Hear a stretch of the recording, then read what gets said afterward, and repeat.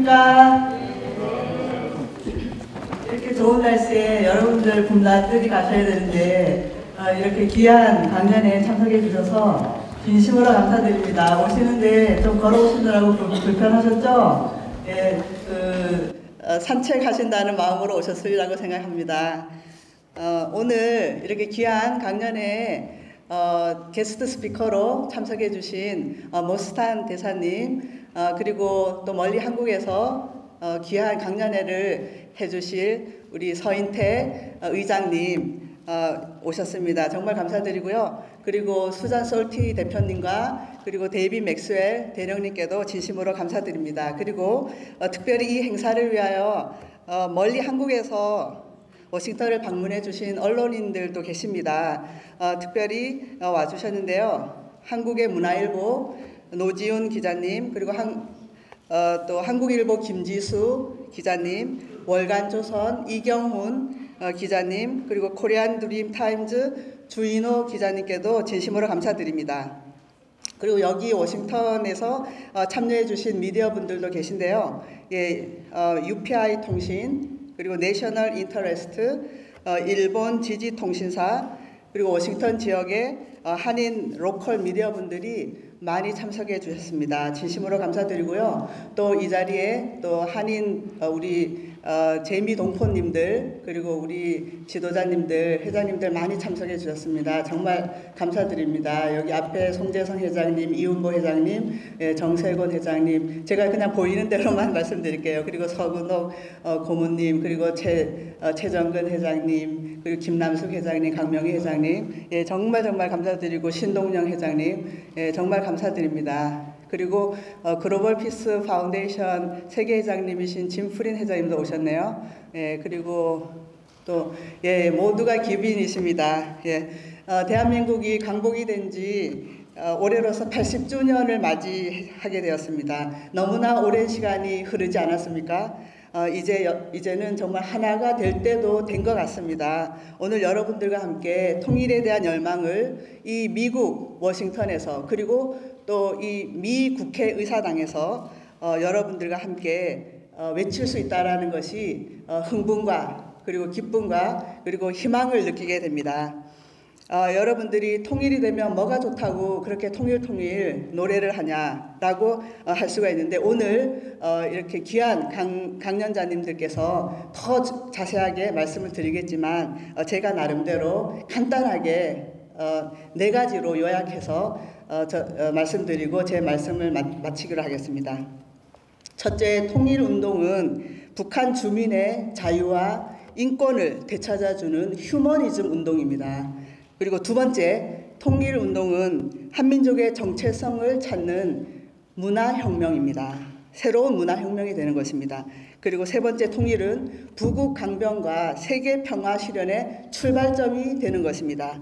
그리고 네 번째, 통일은 세계 앞에 모범이 되는 새 나라를 건국하는 새로운 그리고 위대한 건국운동이 되는 것입니다. 그래서 통일은 희망이 될 수가 있는 것입니다.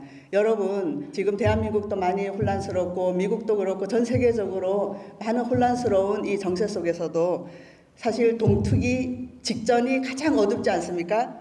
지금 이렇게 위기 속에 우리가 이 모든 것을 기회로 삼아서 무엇보다도 우리와 함께 굳건한 한미동맹을 기반으로 한 통일의 대역사를 만들어 나갔으면 좋겠습니다. 여러분 그렇게 하시겠습니까? 경청해 주셔서 감사합니다. Thank you. Next up, we'll have congratulatory remarks by Dr. Suzanne Schulte, Chairman of the North Korea Freedom Coalition and President of the Defense Forum Foundation. Please join me in giving a warm welcome to Dr. Schulte.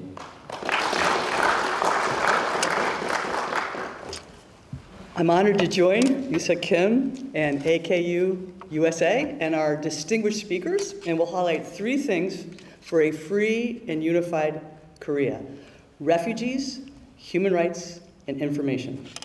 Refugees. This is a horrific ongoing crisis that could be solved overnight. The North Korean children, women, and men who fled North Korea and are either imprisoned or hiding in China to avoid being forcibly sent back by the PRC to North Korea.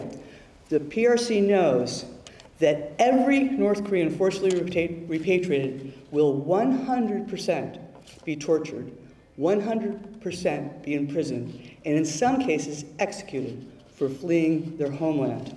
We must continue to pressure China on this issue. The US government and other civilized nations should sanction Chinese officials involved in this heinous act, which violates China's international treaty obligations. The last large group of North Koreans that we know were repatriated occurred late in the night of October 9th, 2023. Why October 9th, 2023? It was because 2 days before that, Hamas brutally attacked Israel, and the PRC knew that our attention would be focused on Israel. China wants to hide this crime against humanity, and they fully know that North Korean refugees have a place to go for immediate resettlement, as they are citizens of the Republic of Korea. I want to show you two photos that were not taken in Russia or Korea, and ask where do you think these photos were taken? No one has been able to provide the correct answer. These photos were taken in Gaza on October 20th, 2023 at a pro-Hamas rally just 13 days after Hamas attacked Israel. Last July, during North Korea Freedom Week, Jang Sung-yeol and Kim Ji-young warned us repeatedly that repatriated refugees face execution. And on August 30th, 2024, 2 North Korean women were tried and later executed, while 9 others were sent to slower deaths in political prison camps to serve life sentences. They were the ones repatriated that October. This March, we hosted the Rescuers, 4 individuals who have rescued close to 10,000 North Koreans. One of them, Jia Park, who established the first underground railroad that rescued 7,000 refugees, said, "The Underground Railroad gives us a picture of what Korean unification will look like, because it was North Koreans, South Koreans, Chinese, and NGOs all working together to save lives." These 4 rescuers emphasized every North Korean escapee is precious. And these North Koreans are the ones who have the greatest desire and commitment to a free and unified Korea. We must save their lives. Second, human rights.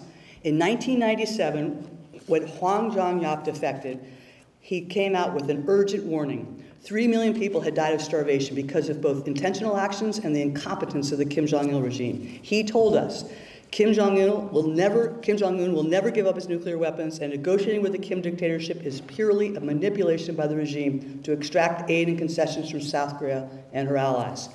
Human rights is the Achilles heel of the Kim regime. If North Koreans understood the outside world and their own subjugation, it would be the end of the dictatorship. He also believed that regime collapse was imminent if we heeded his advice. Instead, South Korea and the United States continued to put the nuclear issue at the forefront and made human rights a secondary concern, even arguing that perhaps only 1 million people had died and the reports of cannibalism and massive starvation in North Korea were overblown. So many lives have been lost, and North Korea has become a greater threat, proliferating weapons of mass destruction, developing nuclear, chemical, and biological weapons, and sending soldiers to Europe to support Putin's brutal invasion of Ukraine. We need to emphasize human rights, and that what we desire for North Koreans is to enjoy the same freedoms that those born north of the DMZ enjoy, those very freedoms that 37,000 Americans and nearly 138,000 South Koreans died to preserve. There is hope today, not because of anything we have done, but because of what the North Koreans have done in spreading information and truth. Operation Truth, today, the people of North Korea are far more informed than the outside world than ever before. It is precisely why Kim Jong-un is using draconian measures to isolate them. It's the only way he can stay in power. He planted landmines at the the China-North Korea border to kill his own people if they try to escape. And he's publicly executed teenage boys and girls for listening to K-pop music or sharing Korean dramas. He is terrified that he's losing control over their minds, which will mean the end of his family dictatorship. We need to utilize all methods possible to reach the people of North Korea by land, by sea, and by air, to communicate the truth that we wish for them the benefits of a free people, a life of hope instead of despair. North Koreans were learning this, which is why so many began escaping, not just for food, but for freedom. For example, Free North Korea Radio broadcasts truth to North Koreans every morning and every evening. Its motto is, the truth will set them free. 3 of the 4 people on the Free North Korea Radio staff listened to the radio station before they escaped, while the 4th, he escaped to found Free North Korea Radio. This is a picture of the Free North Korea staff. Modeled after Free North Korea Radio is Operation Truth, 100% financed by freedom-loving citizens and 100% carried out by North Korean escapees to deliver to North Korea the items North Koreans request most. In closing, very quickly, I'm going to show you some slides of Operation Truth deliveries that are carried out by land and by sea. Slide 4, that's rice bottles on their way to North Korea. And slide 5 is us getting ready to throw those rice bottles into the sea. Slides 6 and 7 are water balloons, and I'm going to have Johnny come up here because I think it's important for you guys to see this, not just the pictures, but water balloons, which has Kim Jong-un's face, so the border guards cannot fire on the water balloons. And I want to point out for slide 7, what do you see in this picture? Just take a moment to look at that. That's a little girl, a child, with her family, because this is about families sending rice to their families in North Korea. Slide 8 is an example of the leaflets. Hundreds and hundreds of thousands of these have been sent into North Korea with information. This one particularly talks about Kim Jong-un developing nuclear weapons while they're starving. Operation Truth number 9 is a menu that we designed where anyone can go online and order their delivery to North Korea. Slide 10, I want to just highlight the total deliveries that have been sent since we ramped up Operation Truth. 36,000 kilograms of rice, 3.9 tons, using this particular method. That's a rice bottle. 2,760 Bibles, 200 booklets, 1,250 shortwave radios, 200 multimedia radios, 2,860 US $1 bills, 30,000 vitamin tablets, over 11,000 flash drives, 200 SD cards, 5 SD card copiers, over 2,000 gloves, 450,000 leaflets, over 20,000 masks, over 50 kilograms of moon pies, and 50,000 pain relief tablets, 2,000 pens, 3,950 ramen noodle packages. These deliveries are made possible by people like you. We must support the work of the defectors to spread the truth to North Korea. Apuji, Chaibakan. Thank you. Operations Command Korea. Please join me in giving a warm welcome to Mr. Maxwell. Thank you for allowing me to speak here today. And thank you to the Global Peace Foundation, Alliance for Korea United, and all of you for who I know are passionate supporters of a free and unified Korea. Let me just start off with these 12 words. If you remember anything that I say today, remember these 12 words. Unification first, then denuclearization. The path to unification is through human rights. Now, President Trump did something during his first term that no president had done. He gave it a shot. He met Kim Jong-un and he offered him a better future. But it was Kim Jong-un who failed to appreciate the opportunity he had, and he rejected that offer. Now, in his second term, President Trump has the opportunity to implement new elements of policy and strategy that have never before been attempted. These include a human rights upfront approach that keeps human rights on all agendas, a sophisticated and holistic information campaign, and the support for the Korean people's pursuit of a free and unified Korea. There are a few pundits who see the opportunities that both South Korea with its 815 unification doctrine and Kim Jong-un with his new hostile policy toward the South are actually providing the United States and the Republic of Korea and the Iraq-US alliance. It is time to recognize that the only path to denuclearization is through unification. Most importantly, the prevention of war and nuclear use and the long-term outcome on the Korean Peninsula are important to the national security and national prosperity of the United States. Fundamentally, Kim can change, or he can be changed by the Korean people in the North. And it is the Korean people that must solve the Korea question, which is the unnatural division of the Korean Peninsula as described in paragraph 60 of the 1953 Armistice Agreement. Next slide, okay. So, some key points. The strategic assumption that we should all make is that Kim Jong-un will never negotiate away his nuclear weapons, just as Dr. Schulte told us what Wang Jung-yap said. Now, the United States has failed to achieve denuclearization in North Korea for 4 decades, and a new approach is needed that includes a new focus on human rights and the pursuit of a free and unified Korea. Now, South Korea unveiled the 815 Unification Doctrine in 2024. It emphasizes freedom, peace, and prosperity as core values for unification. Now, President Yoon was impeached, but South Korea's Unification Doctrine was not impeached. Kim Jong-un's recent policy changes, including declaring South Korea as the main enemy and abandoning peaceful unification, present an opportunity for a new strategy.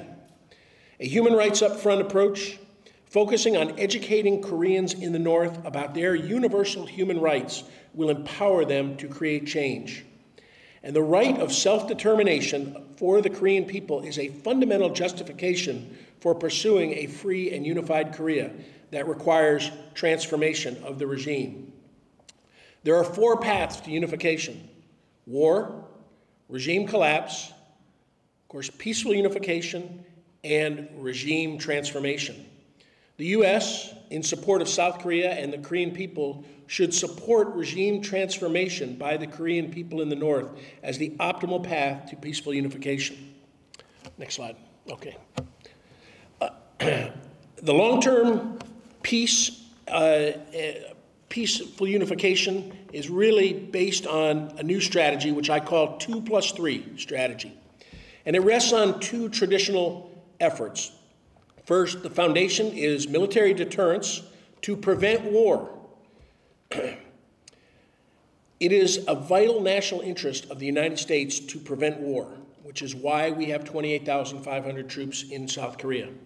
The second is what I call a strategic strangulation campaign, a well-executed campaign using sanctions and all instruments of national power to prevent North Korea's weapons proliferation, cyber attacks, and global illicit activities which support the regime and provide him money and keep Kim Jong-un in power.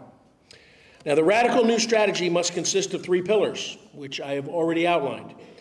And that is to support the Korean people in the North to create the conditions for change inside North Korea. Again, number 1, a human rights upfront approach, emphasizing the fundamental human right of self-determination of government, which is in line with Article 21 of the UN Universal Declaration of Human Rights. The second is an information and influence campaign to inform and educate the Korean people in the North about their universal human rights and provide them with practical knowledge for how to take collective action and create the conditions for change. And the third is support to the Korean people on both sides of the DMZ as they seek to solve the Korea question and establish a free and unified Korea, a new nation, or a united Republic of Korea, UROK. Next slide. Now, there is a through line from our 1776 Declaration of Independence to a free and unified Korea as described in Dr. Moon's Korean Dream. The American Declaration influenced the 1919 Korean Declaration of Independence. Both influenced Mahatma Gandhi as he pursued Indian independence, and he in turn influenced Dr. Martin Luther King's strategies. There is a virtuous circle of unification and independence, and it will be complete when all the Korean people have the right to self-determination of government and achieve a free and unified Korea. Now, the only way we are going to see an end to the nuclear program, the military threats, and the crimes against humanity is through achievement of unification and the establishment of a free and unified Korea. that is secure and stable, that is non-nuclear, that is economically vibrant, and is unified under a liberal constitutional form of government based on individual liberty, rule of law, free market principles, and human rights as determined by the Korean people. A free and unified Korea, or in short, a United Republic of Korea, you are okay, or you rock. Thank you very much. Ambassador Morris Tan, former U.S. Ambassador at Large for Global Criminal Justice and current Dean of Liberty University School of Law. Please join me in giving a warm welcome to Ambassador Tan.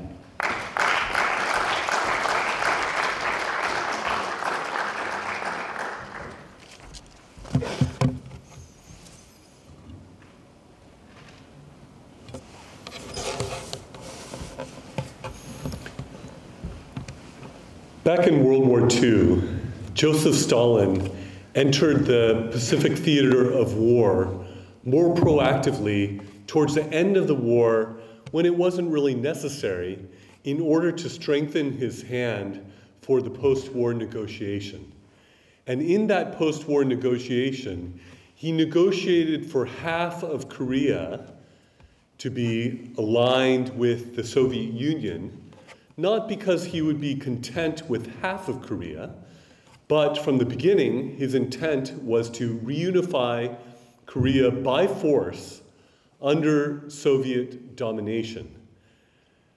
Thus, he installed his own dictator, who had been trained in the Soviet Union, Kim Il-sung, who then, when Stalin gave the green light, invaded South Korea in order to take over South Korea by force.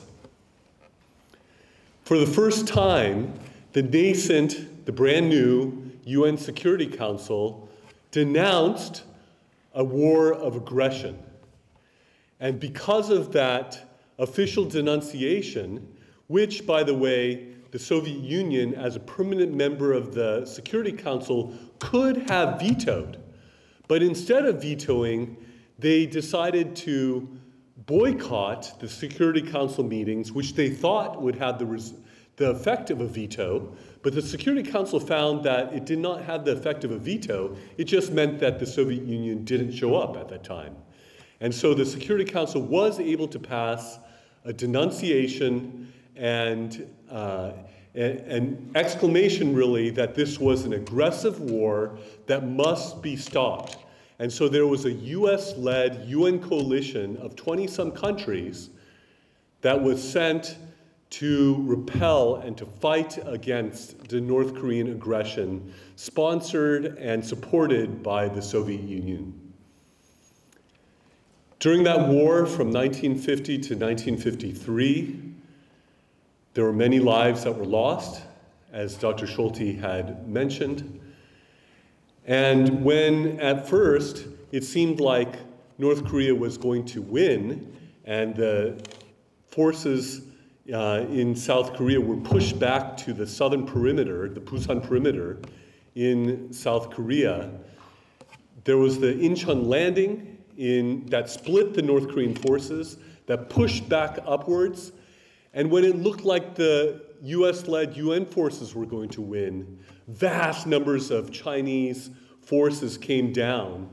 I remember my great uncle telling me how so many of them were unarmed and were instructed to obtain arms from the enemy, but the vast numbers of the Chinese forces were so great that eventually it pushed things back to the original line of demarcation, the 38th parallel. Ironically, the 38th parallel, which is called the demilitarized zone, remains the most militarized border on planet Earth to this day.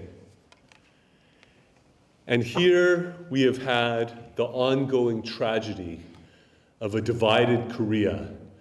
During the Korean War, more bombs had been dropped than all of World War II combined on that little peninsula. The Korean peninsula was destroyed and devastated by this war.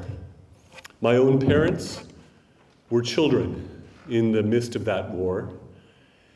And in that war, I'll tell you just a little bit of a story to give a little bit of a human face to it. My dad, who was 9 years old at that time, in the crush of people fleeing down to the Busan perimeter, several of the relatives, my dad, one of his aunts, one of his sister, got lost and got left behind from his parents and from his siblings who went down to the Busan perimeter. They were in Pyeongtaek near Seoul and were desperately trying to survive. My dad would catch small little fish from a nearby pond. There was a restaurant that had some waste from their restaurant business that he would desperately eat to try to survive. All his hair fell out because of the starvation that he was experiencing. And he didn't really have anyone to take care of him during that time. My grandmother, when she realized what had happened, was determined to find her son. So she donned a military uniform because civilians were not allowed to go back. But after putting on that military uniform, she would go on military transport trains back and would get kicked off of train after train. But then she would just hop on the next one. And she did that until she went back, and I don't know how, other than the providence of God, somehow she found her son.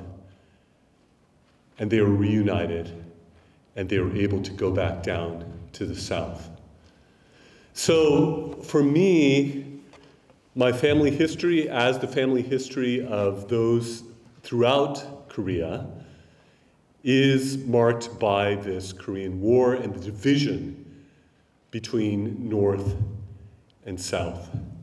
When South Korea emerged from the Korean War, can you believe that it was the second poorest country on planet Earth? Can you believe that? And from that rubble, from the destruction of the Korean War, by some measures, Korea is about the 10th, 12th, around that, largest economy in the world presently. It has been called the miracle on the Han River, right?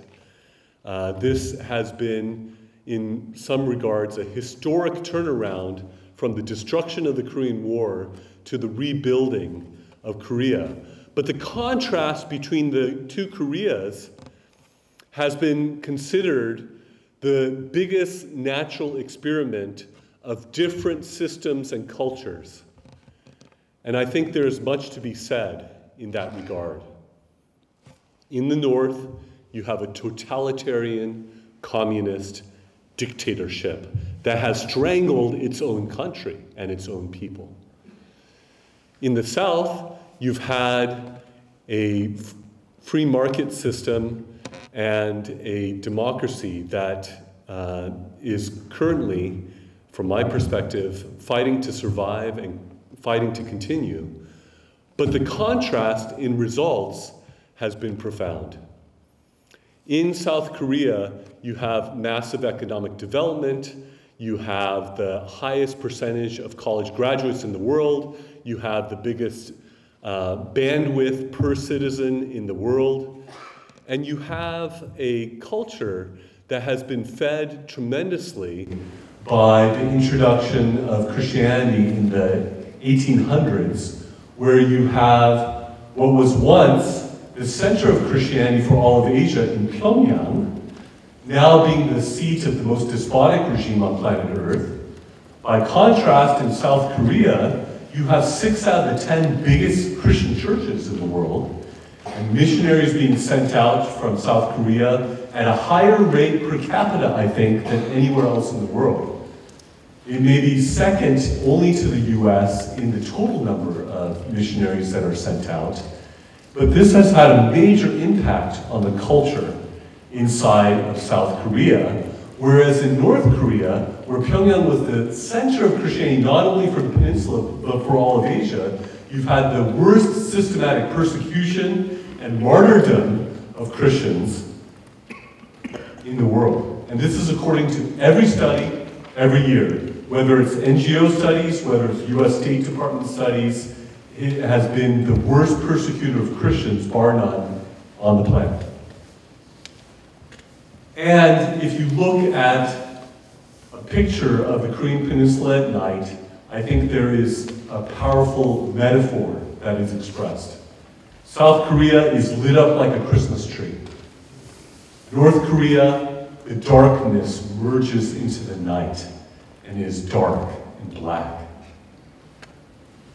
North Korea is the poorest, most corrupt, most evil regime on the planet. And believe me, as the former ambassador at large for global criminal justice, my job was to seek justice for genocide, war crimes, and crimes against humanity. And I know of many terrible, terrible situations all around the world. But if you were to ask me which is the worst in the world, number one, without hesitation, I will say that is North Korea. Think about this. In a country with only about 25 million people in it, they have murdered around 15 million of their own people. Think about that.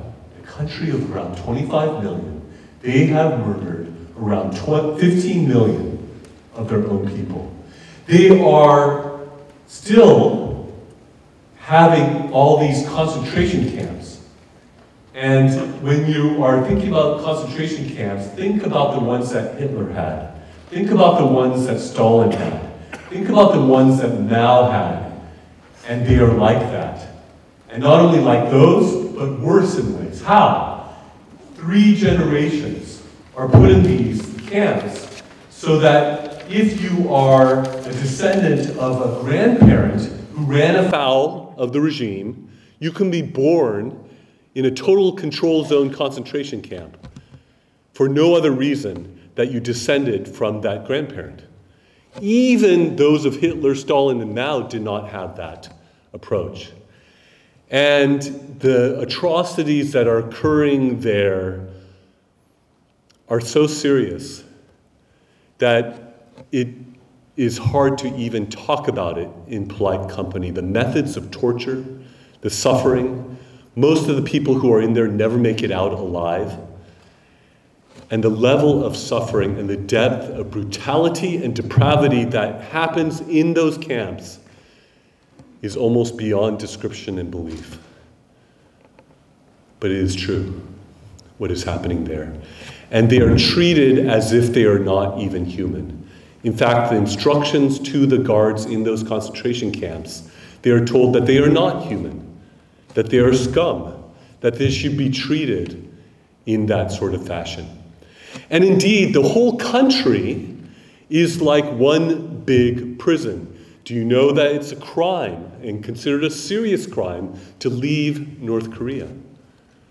And so when North Korea has a public assassination list, the people who are at the top of that list are the North Korean defectors who are speaking out in regards to what is going on in North Korea. And they are a threat to the North Korean regime because they know too much firsthand about the terrible atrocities going on in North Korea.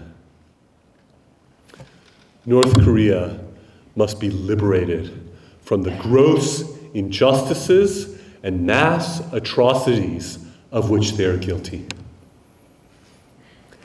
And this is a major reason why there must be a unification between North and South Korea. Unification would address and solve many issues.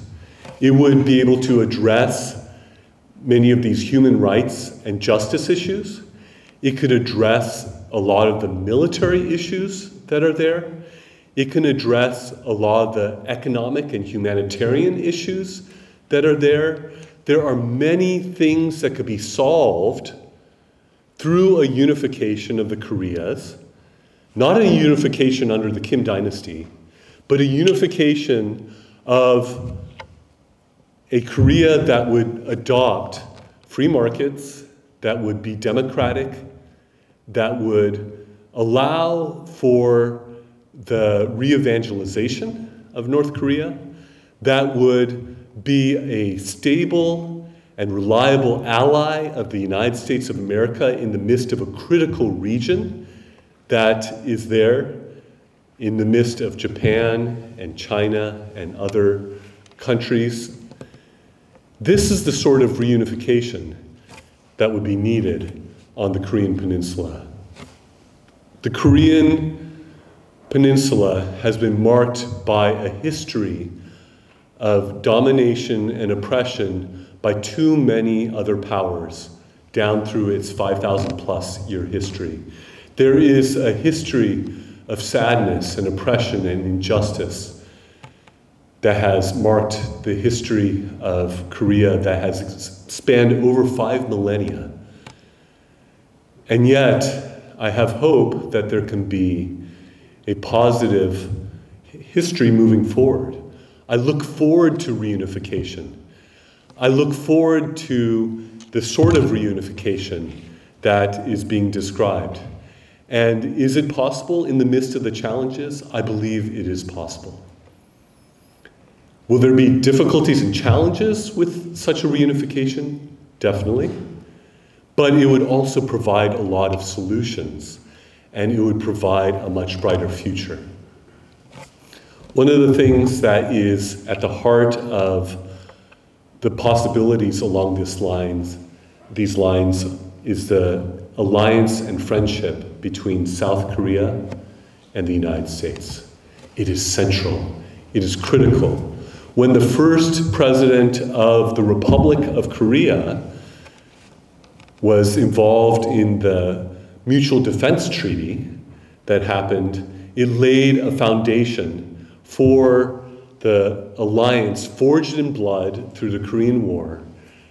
And the alliance between South Korea and the United States has been so important and so critical. The economic renaissance of South Korea has been, in large part, a story that has been intermingled in that alliance and all the help that has been provided. The biggest deterrence to North Korean aggression is the US commitment to defend South Korea. Make no mistake about it. There is a history culturally, in terms of faith, in terms of so many different ways, all the Korean immigration to the United States, all the educational exchange, especially Korean students coming to the United States for their education.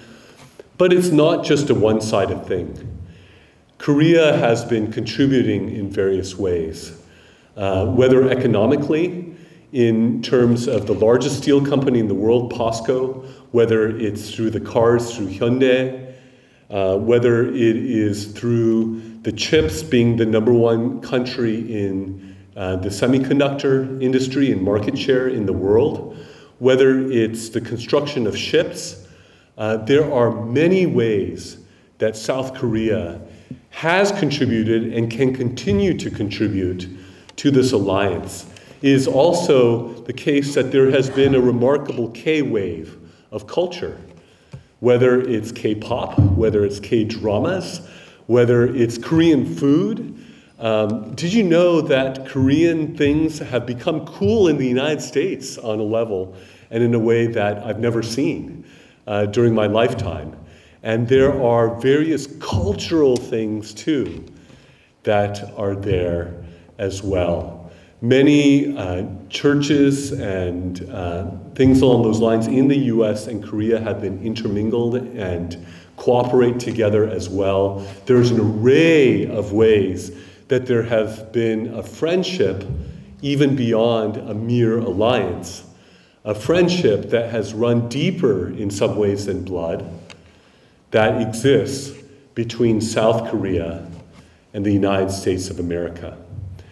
And that alliance and that friendship, in my view, should only be strengthened, should only be made firmer, and should continue to be the centerpiece of what will happen in the future in regards to a future reunification of the Koreas.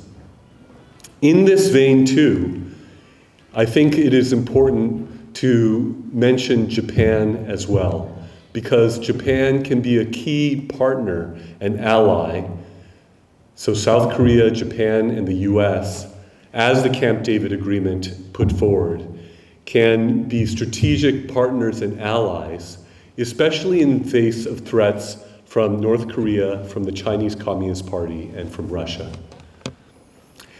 And lest people not know, there are continuing grave threats from the Chinese Communist Party and from North Korea. And indeed, there is the threat of what is happening with North Korea's support of weapons and even soldiers into the conflict in Ukraine as well. North Korea mostly shares a border on the northern side with China, but a little bit of border with Russia as well. And the Chinese Communist Party is aiming for world domination and has publicly indicated that they are in a great power struggle with the United States of America that they anticipate will last for a century to try to supplant the US as the lone superpower in the world. And they're using all sorts of hybrid warfare and things short of kinetic attack so far to try to divide and undermine and interfere with countries all over the world and to spread their malignant influence all over the world. This is something that, as a former US ambassador, I was able to see in depth of how this was happening. And indeed, on the final day of the first Trump administration, we were able to get across the finish line on the final full day the mass atrocity determination for genocide and for crimes against humanity against the Chinese Communist Party. And that, some people think, was the greatest achievement that was attained through the Office of Global Criminal Justice that I led at that time. And guess what? I think that is the most important difference between the Chinese Communist Party and the United States. And it should be emphasized that the values, that the search for justice and human rights, that the morality that has been characteristic of the United States at its best is much better for the world, including the Korean Peninsula, than the techno-totalitarianism, oppression, and injustice being perpetrated by the Chinese Communist Party in all sorts of places around the world. Do you think the Chinese Communist Party is not involved in the Middle East? Do you think they have not been complicit with respect to the invasion in Ukraine? Do you think that they are uninvolved in Latin America and in Africa? Do you think that the Chinese Communist Party does not have its tentacles in all these different places? If you do not realize that, then I am sounding a wake-up call to say they very much are. So this is not only about the Korean Peninsula, although the Korean Peninsula would be a treasured prize for the Chinese Communist Party if they are able to exert their will to divide and destroy the democracy inside of South Korea and to eventually reduce the Korean Peninsula to a satellite vassal state of sorts for the Chinese Communist Party. If you think this is not their design, then you don't know what they're doing, not only on the peninsula, but all over the world. Do you think that the Chinese Communist Party is uninvolved in trying to do those sorts of things in the United States? It's very much involved. They want to divide Americans from Americans. They want to engage in cyber attacks and election interference and things along those lines. Make no mistake about it, that is what they do, and that is what they are doing in the United States, in South Korea, and all over the world. And the North Koreans have a dedicated cyber army, maybe approximately 7,000 strong, where they are engaged in all sorts of hacking and all sorts of interference. And South Korea and the US are both major targets of that. But it's not limited to South Korea and there. And it's asymmetrical because North Korea does not have a lot to defend because it doesn't have much built up. But they are generally on offense, attacking and engaging in cyber attacks because they have a lot to attack.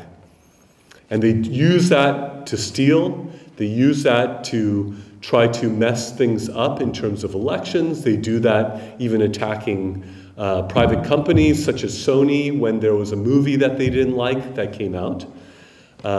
This is the sort of thing that the North Korean cyber army does. So I imagine in a group like this, there would probably be a high percentage of you who are already aware of a lot of these things and whose eyes are open to these. But to media and to those who may be getting reports of this through the media, please be aware of these real things that are going on. It is not paranoia. It is not some sort of delusion. There is a real power struggle that is going on by the Chinese Communist Party. And a world that would be dominated by the Chinese Communist Party is not the world we should want our children and grandchildren to live in. This is a country that thinks it has the mandate of heaven to rule the world. This is a country, this is a party, the Chinese Communist Party, that is laying claim to the moon and to Mars, much less the Earth. And they will not stop until they have, in their mind, taken over the world. And if there is not a very conscious and intentional effort to counter these things, then they will be able to spread their tentacles more and more across the world and engage in this quest for world domination. During the first Trump administration, I think there was a tectonic shift in the American awareness of these sorts of things that has continued on to an extent, and I think is being extended in the second Trump administration right now. But there is a fight going on many levels, in many ways, that is going to have an effect on the world. A world with the values that the current administration is putting forward would be a much better world than those that are being put forward by the Chinese Communist Party or by North Korea. And so we should ask ourselves, what sort of world do we want to live in? What sort of Korean peninsula do we want to have? What sort of region in Northeast Asia should there be? And what sort of influence, what sort of ideals should the world have? And one that is marked by respect for human rights, with greater justice, with greater prosperity, with greater freedom, with a greater spread of democracy, with a greater provision for the world through the most successful economic system in all of history. This is the sort of future that the Korean Peninsula, the region, and the world needs as we move towards, in the midst of crises, towards reunification of the Korean Peninsula and towards a vindication of the US and South Korean alliance forged in blood, built in many ways, that can help to make history, to bring back what should be back together, namely North and South Korea becoming one Korea. That is the future that we should be working for. That is the future we should be praying for. And that is the future, Lord willing, that I think we can see in our lifetimes. Thank you.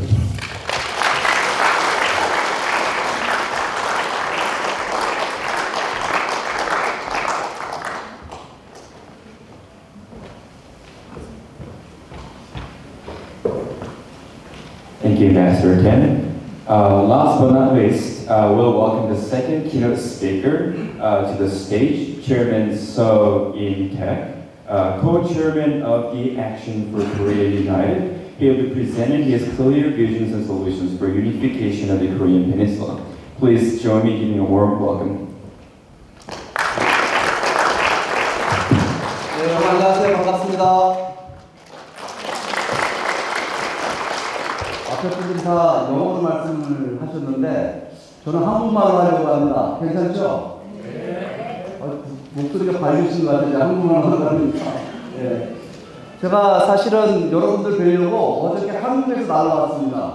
근데 제가 강의 시간 좀 저한테 많이 주십시오 그랬는데 오늘 보니까 제가 하던 강의 이제까지 어디 다니면 제가 1시간 반에서 2시간 반 강의하는데 오늘은 최대한 짧게 이 강의실을 비워줘야 된다 해가지고 최대한 짧게 이제 강의를 하도록 하겠습니다.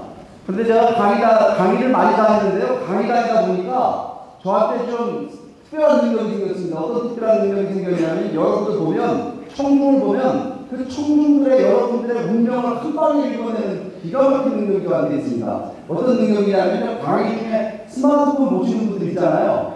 그분들이 대개가 부부 사이가 안 좋으시더라고요. 네, 스마트폰은 핸드폰은 주머니에 기절시켜갖고 넣어주시길 부탁드리도록 하겠습니다. 제가 오늘 강연한 강의 제목은 한반도 통일 역사적 기회와 코리안 드림이라는 주제의 강의입니다. 여러분 제가 통일 얘기하려고 하는데 좀 전에 강사분들께서 연사분들께서 통일에 대한 많은 말씀을 해주셨습니다. 그런데 여러분 통일 될 것 같습니까? 안 될 것 같습니까? 될 것 같아요? 북한 체제가 이런데 아직도 3대 세스 국제 체제 요즘 한국과 보게 되면요 통일 얘기하지 말라 그래. 그런 진부한 얘기 뭐 하냐고. 통일은 우리 시대에 이루어지지 않는다. 북한이 변하지 않지 않느냐 이런 얘기를 합니다. 그런데 저는요 통일이 올 것 같습니다. 왠지 아십니까?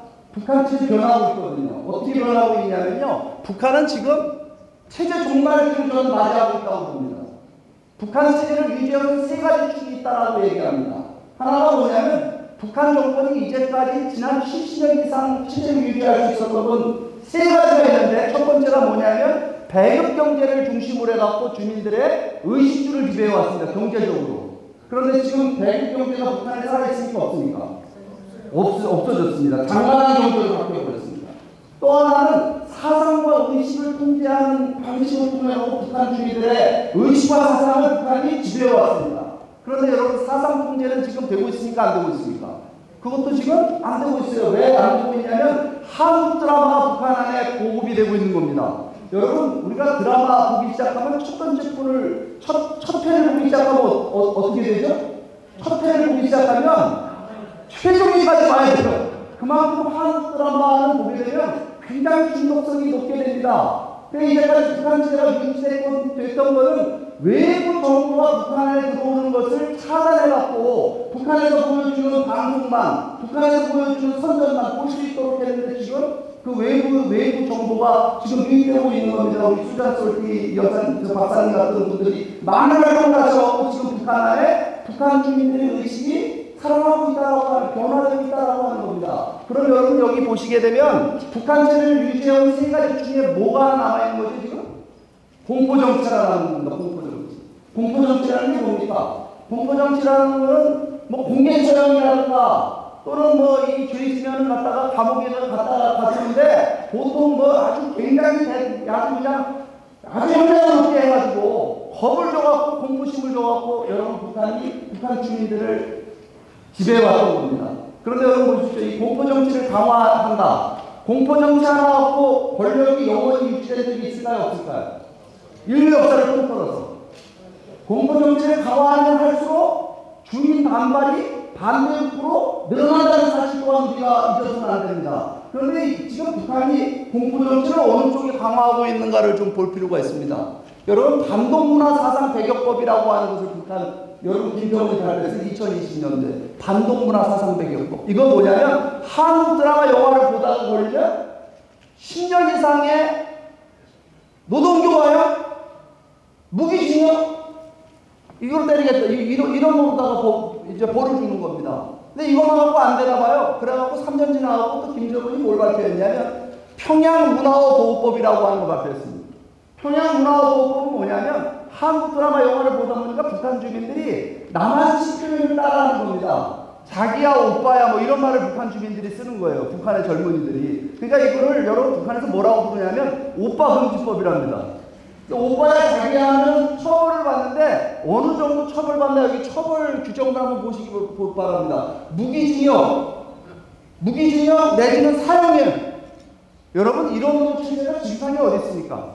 외래를 더 따라갖고 무기징역 때리고 여러분 사형시키는 나라가 북한이라는 나라입니다. 그러니까 금방 우리 모스탄 대사님께서 말씀하셨지만 지구상에 이런 나라가 존재하지 않습니다. 이런 나라는 여러분 없어져야 되지 않겠습니까? 이런 세계는 빨리 종말을 맞아야 되지 않겠어요? 여러분 북한은요 지금 저는 체제 종말기가 왔다고 이런 법들이 나오는 거 보게 되거든요. 요즘 보게 되면 북한의 체제 종말기 현상들이 지금 벌어지고 있습니다. 그 중에 대표적인 게 뭐냐면 작년 연초입니다. 김정은이 뭘 발표했냐면 이제는 민족 통일이라는 거 포기해야 된다. 이게 적대적 국외 국가론이라는 거예요. 민족 통일 개념을 포기한다. 여러분 북한이 민족 통일 개념을 포기한다는 말을 아무리 김정은이라 하더라도 쉽게 쓸 수 있는 말일까요? 여러분 북한이라는 나라는 여러분 사실은 김일성 종교의 나라입니다. 김일성을 신으로 믿는 나라입니다. 근데 모든 종교에는 핵심 교리가 존재하죠. 그 교리 중에 북한의 김일성 교회 교리가 뭘까요? 두 개 교리가 있는 겁니다. 하나가 민족이고 하나가 통일인 거예요. 그래서 어느 날 갑자기 말이죠. 여러분 교회 다니시는 분들 많이 계실 텐데 목사님이 나와서 기독교 교리를 부정하는 설교를 했다 칩시다. 어떻게 될까요? 그 목사님은? 쫓겨나죠. 여러분 북한의 김정은이는 권력을 누구로부터 상속받은 겁니까? 그 자기 아버지 할아버지로부터 김정일, 김일성으로부터 상속받은 권력입니다. 그렇기 때문에 김정은이는 뭘 지켜야 되냐면 김일성, 김정일의 유운을 지켜야 되는 겁니다. 그런데 지금 김정은이 뭐하고 있냐면 자기 권력의 정당성이 됐던 바로 김일성, 김정일의 유운을 지금 부정하고 있는 현상이 지금 북한에서 벌어지고 있는 이거 무슨 왜 이런 일이 벌어지고 있냐면요. 이제 통일이란 말을 북한 안에서 국민들이 통일에 대한 기대감과 환상을 갖게 되면요. 그거는 나만에 의한 통일이 될 거라고 하는 패배의식에서 바로 이런 일이 지금 벌어지고 있는 겁니다. 그러니까 여러분 북한 상황 보게 되면 요즘에 또 무슨 일이 있었어요? 지난 가을에 여러분 북한의 김정은이 러시아 우크라이나 전쟁에 북한 군인을 12,000명이나 파병을 했습니다. 환송식도 없이 북한 부모들에게 알리지도 않고 여러분 젊은이들을 자식들을 지금 여러분 저 사지로 노는 겁니다. 러시아 우크라이나 전쟁에 벌써 가갖고 4,000명이 죽었는지 5,000명이 죽었는지 그런 보도가 지금 나오고 있습니다. 이거는 여러분 북한 주민들 반발을 불러올까요? 안 불러올까요? 어느 나라도 마찬가지로 사람 사는 데는요. 자식이 죽어서 돌아오게 되면 속이 뒤집어지지 않은 부모가 있을까요? 없을까요? 북한도 마찬가지입니다. 이런 얘기를 지금 북한 안에 벌어지고 있는 겁니다. 그럼 여러분 북한 내부 상황인데 북한 내부 상황과 북한에 지금 위기가 오고 있는 것이 아니라 여러분 또 이 주변 상황을 보자고요. 요즘에 여러분 트럼프 대통령이 다시 백악관에 컴백했죠. 저하고 지금 여러분 뭐하고 있습니까? 저는 이 트럼프 대통령이 레이건 대통령 따라하는 것 같아요. 레이건 대통령이 소련을 악의 제국이라고 했습니다. 그 이블 엠파이어 유명한 연설이죠. 그렇게 해놓고 소련에 대한 제재와 압박, 봉쇄 정책을 통해서 레이건을 종식시켰습니다. 그 레이건을 제일 존경한다라고 하는 트럼프 대통령이 다시 백악관 중위자라고 지금 뭐하고 있습니까? 레이건 대통령은 소련을 악의 제국이라고 얘기했는데 지금 트럼프 대통령은 어느 나라 악의 제국이라고 얘기하고 있어요? 중국을 악의 제국이라고 얘기하고 있잖아요. 그러니까 중국을 여러분 지금 미국이 주저앉히려고 모든 봉쇄 압박 정책을 중국에 포커스를 두고 하고 있는데 여러분 이런 것들이 성공을 거두게 되면 북한은 어떻게 될까요? 북한을 지금까지 도와줬던 나라 어느 나라입니까? 중국이 여러분 중국이 북한 지지를 시켜준 겁니다. 그러니까 지금 대외적으로 보게 되면 김정은의 앞날이 지금 여러분 미래가 어떨까요? 김정은 입장이라고 하는데 여러분 김정은 입장이라고 하는데 불안할까요? 불안하지 않을까요? 불안하니까 몸무게가 147kg가 나가는 겁니다, 지금. 잠을 못 자는 거예요, 잠을 못 자는 거예요. 그러니까 여러분, 이 김정은이 147kg가 나가니까 요즘 보게 되면 여러분 북한이 김정은의 후계에 대한 얘기를 하고 있잖아요. 후계. 북한이 여러분 4대 세습이 가능할까요? 불가능할까요? 가능해요? 북한의 4대 세습이? 저는 불가능하다고 생각합니다. 이게 가능한 지금 상황이 아니에요. 지금 북한의 엘리트들이 변하고 있습니다. 북한에 미래가 없다라고 하는 거. 여러분 얼마 전에 BBC라는 방송이 북한 주민들, 북한에 있는 사람들 3사람을 비밀 인터뷰했어요. 북한 상황이 지금 어떠냐, 당신들은 지금 상황이. 북한 주민들이 무슨 답변을 했는지 아십니까? 이런 답변을 했습니다. 차라리 그냥 전쟁 나는 게 좋겠다. 전쟁이 일어나면 뭔가 지금 상황이 변하지 않겠느냐. 이래주구나 저래주구나 마찬가지 아니냐겠느냐. 전쟁 났으면 좋겠다라고 하는 것이 북한 주민들의 오늘 현실입니다. 그 얘기 무슨 얘기냐면 아주 절망적인 모습으로 북한이 보여있고 뭔가를 변화를 바라는 그런 의식들이 지금 북한 안에 벌어지고 있다고 하는 겁니다. 여러분 제 말이 맞는 것 같습니까? 틀린 것 같습니까? 맞는 것 같으면 박수 한번 쳐주세요. 그러면 여러분 이게 지금 우리가 통일의 기회가 왔다 이렇게 얘기할 수 있어요? 없어요? 역사적인 통일의 기회가 왔다. 기회가 왔다 이렇게 무조건 통일이 된다 이런 뜻 아닙니까? 기회가 왔다. 그런데 문제는 어디 있냐면요. 이 통일을 실현하려면 통일을 누가 주도해야 되죠? 대한민국이 주도해야 되잖아요. 대한민국이. 남한이. 근데 남한 사회가 지금 보게 되면 완전히 갈라져 있습니다. 지금 남북으로 갈라진 게 문제가 아니라 동서로 갈라져 동서로 좌우로 진보 보수로 해서 지금 매일 광화문 앞에 여의도에 지금 시위하고 대응하고 난리가 났습니다. 여러분 지금 대한민국 한번 가보세요. 여러분이 알던 대한민국 아닙니다. 완전히 분열된 대한민국이에요. 그러니까 여기 지금 미국에 이민 와서 살면서도 여러분들 지금 나라 걱정하고 계시죠? 조국 걱정하고 계시잖아요. 지금 이거 어떻게 되는 거냐 이거. 여러분 이게 이런 상태가 되다 보니까 북한의 여러분 북한 정권은요 어떤 전략을 갖고 남한을 상대하냐면 남한을 분열시키는 것을 그들의 전략의 목표로 삼고 있는 겁니다. 여러분 손자병법에도 뭐가 있습니까? 적진을 분열시키는 전략이 있죠. 이관계라는 거. 근데 한국 사회가 북한이 분열시키고 갈등을 만들어내는데 굉장히 아주 좋은 환경을 갖고 있습니다. 왜냐하면 정치적으로 이게 여러분 지금 민주주의라고 하는 제도를 갖고 있기 때문에 그거 갖고 지금 한국 사회를 이념적으로 분열시키고 있는 겁니다. 그러면 이러다 보니까 여러분 우리가 통일 문제 얘기해 보게 되면 어떤 얘기들 할까요? 여러분 여기 국민의힘 국회의원들고 민주당 국회의원들 여기 아마 워싱턴에 많이 올 거예요. 통일 얘기 시끄러우면 뭐라고 얘기하냐면 민주당 사람들 이 진보 진영은 뭐라고 해요? 통일하려면 어떻게 해야 되냐면 북한과 이해해주고 북한하고 교류협력하고 대화해갖고 북한의 햇볕을 따뜻하게 씌워줘. 북한이 스스로 옷을 벗고 나오게끔 해야 된다 이렇게 얘기합니다. 근데 반대 진영에 있는 사람들은 저 뭐라고 얘기하냐면요. 그거 이제까지 우리가 교류협력하고 대화하고 우리가 인도주의 지원했는데 우리가 지원해준 거하고 북한이 어떻게 되냐. 우리가 지원해준 거고 북한이 체제 유지하는 데 쓰고 핵 개발하는 데 썼지 않느냐. 그러니까 이거는 대북 퍼주기다 퍼주기. 그러니까 우리가 뭘 해야 되느냐. 북한을 변화시키려면 제재와 압박을 통해서 북한을 변화시켜야 된다 이렇게 얘기합니다. 여러분 어느 게 맞는 말 같아요? 어느 쪽이 맞는 말 같습니까? 제재와 압박만 하면 돼요? 여러분 북한은요 2개 다 활용합니다. 우리가 북한에 교류협력 한다고 나서고 인도주의 지원하면요 그것만 받아먹습니다. 그것만 받아먹고 이용해먹습니다. 그런데 우리가 제재 압박하잖아요. 북한은요 그것도 이용해먹습니다. 대북 적대지 정책을 쓴다 이렇게 하고 여러분 우리 김정은 국방위원장을 중심으로 지도자를 중심으로 똘똘 뭉쳐 하나 되자 이렇게 활용합니다. 그러니까 여러분 이거는 2개 다 방법이 먹힐까요 안 먹힐까요? 안 먹히는 방법이 이제까지 북한에 이용만 당했던 전략이다라고 하는 겁니다. 그런데 우리 사회가 통일 문제를 놓고 이렇게 진영 간 여러분 나눠져 있다 보니까 여러분 우리가 합의가 안 돼요. 통일론이라고 하는 것 자체가 국민을 분열시킨다 이 말입니다. 남한 사회까지 분열시키고 있다라고 하는 거예요. 그러면 여러분 제3의 길을 찾아야 될 거 아니겠습니까? 했던 방법하고 또 다시 하는 것이 아니라 오늘 저는 여러분들에게 제3의 방법을 좀 새로운 방법을 말씀드리려고 하는 거예요. 여러분 과정과 방법을 이야기할 때 우리 뭐부터 얘기해야 될까요? 과정과 방법 얘기하기 전에 목표와 비전에 대한 걸 먼저 얘기해야 돼요. 오늘 여러분들이 이 캐피탈 힐에 여기 오려고 결정했죠. 목표지를 정하고 여기를 갈 때 어떻게 갈까? 버스를 타고 올지 수용자를 몰고 올지 여러분들이 방법을 정했을 겁니다. 맞죠?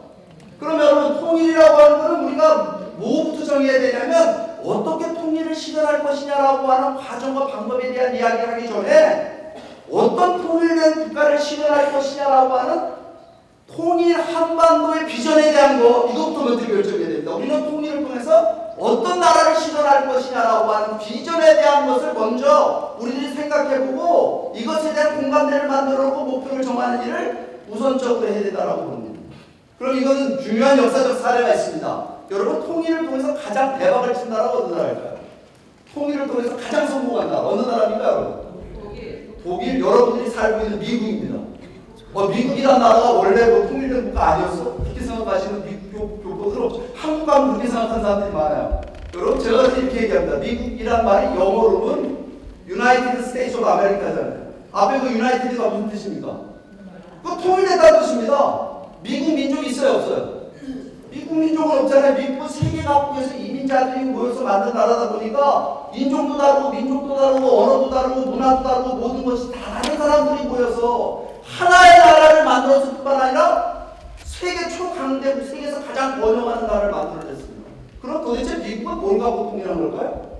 미국은 비전을 중심으로 통일된 나라입니다.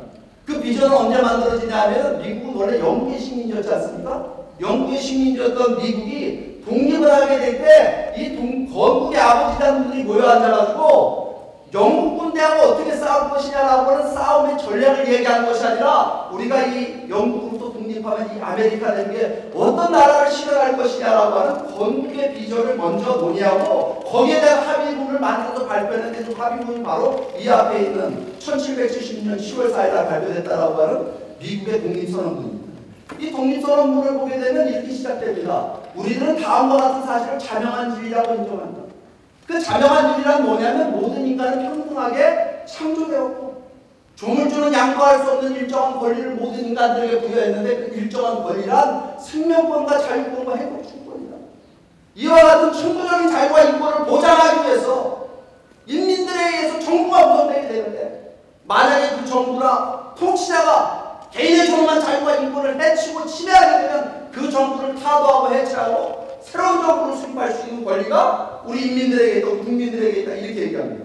박수 한번 안 쳐주세요. 이런 한국에서 제가 여러분들 공식적으로 얘기하고 있는 그렇죠? 그런데 여러분 이거 보시게 되면 어떤 생각 드세요? 이거 지금 이상하게 들리시는 분, 생뚱맞게 들리시는 분 아무도 없죠? 다 상식적이고 보편적인 얘기 지금 하고 있는 거잖아요. 그런데 여러분 1776년도로 거슬러 올라가서 모든 인간은 평등하게 창조됐다는 말은 상식적이고 보편적인 얘기였을까요? 아니죠. 왜냐하면 미국을 지배하고 있던 영국이라는 나라에는 어떤 제도가 있었습니까? 군왕이 있죠. 영국 왕이 있고 왕 밑에 귀족이 있고 귀족 밑에 평민이 있고 평민 밑에 뭐가 있습니까? 천민 있죠. 이거 무슨 제도입니까 이게? 이게 신분제 봉건제 사회였던 겁니다. 그런 나라에 가고 모든 인간은 평등하게 창조됐다는 말을 하면 어떻게 되겠을 것 같아요? 이거는 뭐냐면 우리 1776년은 우리 조선시대의 정조임금 시대, 정조임금. 정조임금의 앞에 가고 조선의 어떤 선비가 말입니다. 전하 모든 인간은 평등하게 창조되었습니다. 이런 말에서 어떻게 됐을 것 같아요? 삼종을 멸해버리는 거죠. 이건 혁명적인 사상이었다라고 하는 거예요.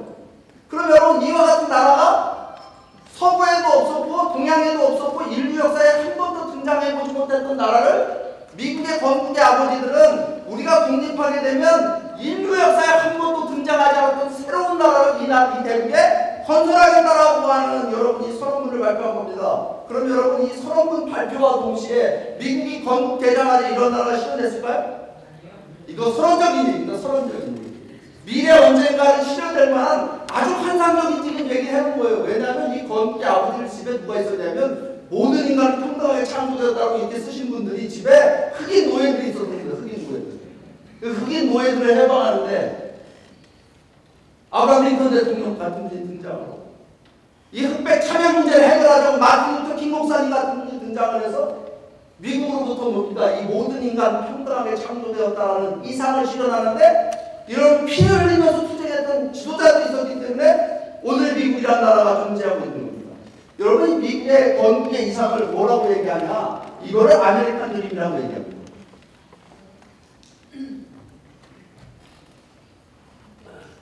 아메리칸 드림. 다 아시죠, 그죠, 여러분? 이 아메리칸 드림을 미국 사람들이 슬로건을 했습니다. 원 네이션 언더 갓 이렇게 얘기했어요. 하나님 아래 하나의 나라다. 여러분, 이 원 네이션 언더 갓은 무슨 뜻일까요? 이거 미국에서 만들어진 개념이잖아요. 여러분, 이 원 네이션 언더 갓의 뜻은 뭐냐면 인간의 자유와 인권의 원천이 무엇이냐라고 하는 걸 규정하고 있는 겁니다. 인간의 자유와 인권의 원천이 세속적 권력기관의 인간이 만든 제도에 의해서 인간의 자유와 인권이 주장되는 것이 아니라 인간의 자유와 인권은 누구로부터 비롯되느냐? 창조주 하나님으로부터 비롯된다라고 하는 선언입니다. 이건 중요한 선언일까요? 아닐까요? 이거 매우 중요한 선언입니다. 인간의 자유와 인권이 세속적 권력기관으로부터 오는 것이 아니다. 초월자로부터 절대자로부터 오는 거기 때문에 이것을 정부 따위나 국가 따위가 이것을 갖다가 부정하거나 이것을 침해할 수 없다라고 하는 자유와 인권의 개념이 드디어 탄생된 겁니다. 여러분, 미국이라는 나라가 민주주의 잘해서 잘 된다라고 생각하십니까? 여러분, 민주주의는 오래된 제도입니다. 민주주의는 고대 그리스 로마에 있을 정도. 시장 경제는 북한에도 있어요, 지금. 여러분, 자유민주주의, 오늘날 우리가 지금 살아가고 있는 민주주의를 뭐라고 얘기하냐면 자유민주주의라고 얘기하잖아요, 그죠? 이 자유민주주의, 자유시장 경제는 어느 나라에서 만들어진 제도입니까? 이거 미국에서 만들어진 제도입니다. 모든 인간이 평등하게 창조됐다라고 하는 그런 이상을 실현하기 위해서 만들어진 제도, 정치제도, 그게 자유민주주의. 모든 인간은 평등하게 창조됐다는 이상을 실현하기 위해서 그 이상이 경제 철학에 적용되어 만들어진 경제 시스템, 그게 뭘까요? 누구든지 열심히 일하면 자수성가의 꿈을 이룰 수 있다, 부자가 될 수 있다, 성공할 수 있다. 여러분, 그 경제 제도가 바로 자유시장 경제입니다. 그러니까 이거는 무엇부터 출발, 이 자유민주주의 자유시장 경제의 근본적 철학은 무엇부터 비롯되느냐면 바로 원네이션 언더 갓입니다. 인간의 자유와 인권의 원천이 초월자로부터 부여받았다라고 하는 천부인권 사상에서부터 출발됩니다. 이 개념을 미국에서 최초로 탄생시킨 겁니다. 그 미국이라는 나라가 어떻게 이렇게 부유하고 잘 사는 나라, 뭐 인종이 다르고 민족이 다르고 모든 것이 다 다른 사람들이 모여갖고 이렇게 번영하는 나라가 될 수 있었느냐? 그거는요, 바로 이와 같은 이상을 중심으로 미국이라는 나라가 하나의 용광로가 된 건데, 인종의 용광로가 된 거예요. 그래서 여러분, 자유민주주의 자유시장 경제를 성공시킨 겁니다. 그러니까 미국이라는 나라가 잘 사는 나라가 됐잖아요. 그래서 우리도 미국처럼 잘 사는 나라가 되고 있잖아요. 세계 수많은 나라들이 미국의 정치 경제 시스템을 따라하기 시작합니다. 이게 자유민주주의의 세계적인 확산입니다. 그 언제부터 일어났습니까? 자유민주주의의 세계적인 확산. 이게 여러분, 미국이 2차 세계대전에서 승전국가가 되면서 1945년에 승전국가가 되면서 그때부터 자유민주주의라고 하는 것이 유럽을 비롯해서 세계가 모두다가 여러분 정파가 되는 겁니다. 우리도 미국처럼 자유롭고 번영하는 나라가 되자. 그럼 여러분, 우리 대한민국 헌법 있잖아요. 대한민국 민주공화국이고 모든 권력은 국민으로 돌아온다. 이거 어디서 배워본 걸까요? 소련 가서 배웠을까요? 중국 가서 배웠을까요? 이거 어디서 배웠습니까? 이승만 대통령이. 미국에서 배운 거예요. 잘한 겁니까? 잘못한 겁니까? 우리는 그거 받아들여갖고 세계 10위의 지금 경제대국이 됐고, 북한의 김일성이는 어디서 배워왔어요? 소련서 스탈린식의 공산주의를 배워왔다가 지금 세계에서 가장 가난하고 못 사는 인권트로 탄압국가가 되겠잖아요. 이거 잘한 거예요, 잘못한 거예요? 우리 이승만 박사님을 비롯해갖고 우리 초대 여러분 대한민국 건국의 아버지들이 잘한 거잖아요. 잘한 거 같으면 박수 한번 쳐주려고 했습니다. 여러분, 오늘 미국 사람들에게 여러분 미국이 통일을 이루는데 아메리칸 드림이 있었다라고 한다면 한국 사람들이 여러분 남북이 하나 돼서 통일을 실현하는데 코리안 드림이 있어야 될까요? 없어야 될까요? 있어도 되고 없어도 돼? 여러분, 통일은 목표입니까? 과정입니까? 통일은 목표의 과정이에요. 통일은 우물쭈물 지금 목표라고 대답하시려고 하는 분들이 몇 분 제 무대에 뛰었는데 그런 분들은 사상이 의심스러운 분들입니다. 여러분, 통일돼서 북한 같은 나라가 돼도 돼요? 통일이 되면 우리 어떤 나라, 통일이 돼서 북한 같은 나라가 되면 안 되기 때문에 이 얘기 무슨 얘기냐면 통일은 목표가 될 수가 없다라고 하는 겁니다. 통일은 어떤 통일된 국가를 실현할 것이라는 비전과 목표가 있고 그 목표와 비전을 실현하는 과정이 바로 통일이라는 과정입니다. 그러니까 우리가 민족이 갖고 역사가 갖고 언어가 같으니까 통일해야 된다. 이것만 갖고 통일하면 될까요? 안 될까요? 이것만 갖고 통일하면 안 돼요. 통일을 통해서 어떤 나라를 실현할 것이냐는 비전과 꿈이 오늘 우리 국민들에게 있어야 된다라고 하는 겁니다. 그걸 우리는 코리안 드림이라고 얘기합니다. 그럼 여러분, 한국 사람들이 누구나 다 공감할 수 있는 미국 사람들에게는 모든 인간은 평등하게 창조되었다라는 그 이상이 미국의 건국의 이상이 되잖아요. 오늘 우리들에게는 그와 같은 건국의 이상이 있을까요, 없을까요? 우리 민족이, 우리 반만 년을 함께 살아온 민족인데 있잖아요. 그래서 그게 뭘까요? 홍익인간이라는 게 있잖아요. 홍익인간. 근데 이 홍익인간 알기를 한국 사람들이 우습게 알아요. 학교에서 가르치지도 않습니다. 이거 지금. 홍익인간은 여러분이 놀라운 얘기입니다. 세계사에 여러분 수많은 나라가 존재합니다. 그죠? 200개 이상의 나라들이 존재하는데 건국 정신가 탄생된 나라가 있을까요? 없을까요? 뭐 미국 같은 나라 있잖아요. 그죠? 프랑스 같은 나라가 자유평등 박애 이렇게 얘기해요. 근데 이건 근대 국가들 얘기입니다. 고대 국가에 반만 년 전에 만들어진 나라가 이렇게 건국 정신을 갖고 있는 나라가 있다는 사실은 여러분 세계사의 역사 속에 등장하지 않습니다. 그런데 그것도 널리 세상을 이롭게 한다는 이렇게 고차원적인 도덕적 이상을 갖고 탄생된 나라가 있다. 있습니까? 없습니까? 있어요. 우리밖에 없다는 사실입니다. 네. 그러면 여러분 이거 대단한 얘기죠? 대단한 얘기인데 이거 지금 우리가 까먹고 있는데 오늘 여기서 한 발자국 더 들어가 봐야 됩니다. 뭐냐면 제가 오늘 여러분들 말씀드리고자 하는 이 홍익인간은 한 민족의 DNA다라고 합니다. 우리 민족의 정체성의 근원이 바로 홍익인간이라는 사실이에요. 여러분 우리가 역사 시간에 여러분 학교 가서 공부할 때 뭐부터 배웠냐면 우리 민족은 외침을 많이 당했는데 그것도 934번 외침을 나가고 한 번도 남의 나라를 쳐들어가 본 적이 없는 민족이랍니다. 여러분 이 얘기 들을 때 어떤 생각이 드셨어요? 저는 어떤 생각이 들었는 줄 아세요? 어렸을 때 이 얘기 듣는데 야 이거 우리끼리 싸우다 남의 나라 쳐들어갈 시간이 없었다 이렇게 생각했습니다. 근데 여러분 그건 철들어서 역사 공부해보니 그건 아닙니다. 자기 민족끼리 안 싸운 민족은 한국도 없어요. 네. 근데 우리 역사박물관 가보면 한국 역사박물관 있잖아요. 문화재 전시회로데 남의 나라에서 약탈하고 노략질해온 문화재가 있습니까? 없습니까? 단 한 점이 없는 나라. 중국 가면, 일본 가면, 프랑스 루브르 박물관 가면 그다 도둑놈들이에요 제가 보면. 근데 우리는 여러분 이게 무슨 얘기냐면 침략적 근성이 없었다는 거예요. 그리고 역사적인 공부해보니까 왜 도대체 그럼 한국 사람들에게 침략적 근성이 없느냐. 한국 사람들이 종교를 너무 잘 믿어서 그래요. 그죠? 그러니까 불교 받아들여서 불교 이상국가를 실현하려고 그랬어요. 도덕적 이상주의입니다. 이게. 한국 역사를 강조하고 있는. 유교 받아들여갖고 유교 이상국가를 만들고 그렇겠다니까요. 여러분 제가 우리 역사 깊이 설명 안 해도 여러분 다 이해하시죠? 한국의 문화를 보세요. 한국의 문화. 한국 문화는 그 문화의 틀이 뭐냐면 대가족 문화입니다. 대가족 문화. 이 대가족 문화를 놓고 보다 보니까 우리가 호칭이 어떻게 바뀌어 있냐면 우리가 밖에서 사회생활하면서 사람 만나잖아요. 그죠? 그 처음 만나는 사람이랑 며칠 지나고 어디 가서 소주 한잔하면 호칭이 어떻게 바뀌죠? 나이 순으로 바뀌잖아요. 형 동생 이러지 않습니까? 형 아우 누나야 언니야 이러지 않습니까? 그죠? 나이 좀 더 많으면 아저씨 아주머니 부르고 할아버지 할머니 부르고 한국은 대가족 문화를 봐요. 이 대가족 문화에 대해서 할 말이 많아요. 왜냐하면 홍익인간이라는 것이 널리 세상을 이롭게 한다라고 하는 사상이지 않습니까? 그거 여러분 허황된 사상이 안 되는 건 뭐냐면 여러분 이 홍익인간이 어디에 뿌리를 내리고 있느냐. 한국 문화에 대가족 문화에 뿌리를 두고 있는 겁니다. 그러니까 여러분 대가족 문화가 한국의 그런 문화다 보니까 여러분 우리가 중요하게 생각하는 윤리의식이 뭘까요? 한국 사람들이 제일 중요하게 생각하는 윤리의식 효입니다. 자식이 부모를 공경하는 누구처럼? 심청이처럼. 그죠? 인당수의 몸을 바치는 심청이처럼. 근데 여러분 그거는 자식이 부모한테 요구하는 효보다 한국 문화에서 더 특징적인 게 뭐냐면 부모가 자식을 대하는 부모의 도입니다. 아주 희생적이에요. 한국 부모들 되게 희생적이죠? 그렇잖아요. 자식을 위해서 모든 것을 희생하고 헌신하는 거는 한국 사람들이라면 누구나 다 공유하고 있는 부모들의 윤리의식입니다. 여러분 대한민국이 어떻게 빨리 발전할 수 있었을까요? 한강이 기적 그러잖아요.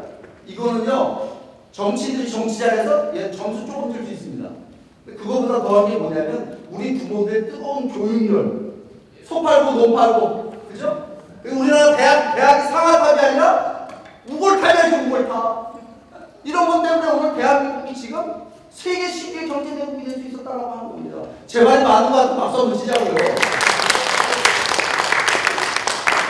제가 오늘 워싱턴 와서 박수를 받고 왔다 해야지.